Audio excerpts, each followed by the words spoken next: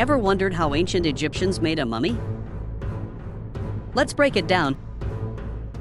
Step 1.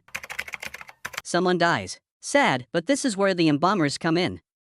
These were special priests trained in the sacred art of mummification. Step 2. Remove the organs. Stomach, lungs, liver, and intestines all go into canopic jars, each protected by a different god. Shout out to Happy, the baboon-headed lung guy. Step 3. The brain? It's pulled out through the nose with a hook. Yep, the Egyptians didn't think the brain was important. Wild, right? Step 4. Dry it out with natron, a natural salt found in Egypt. It dehydrates the body over 40 days so it doesn't rot. Basically, ancient science meets preservation magic. Step 5. Wrap it up.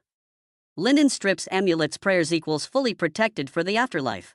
It could take weeks. Talk about commitment. Last step, into the coffin or sarcophagus and sealed in the tomb with treasures, food, even board games for the next life. So now you know mummification, part science, part sacred ritual, part super intense skincare. Ancient Egyptians took the afterlife very seriously. Until next time.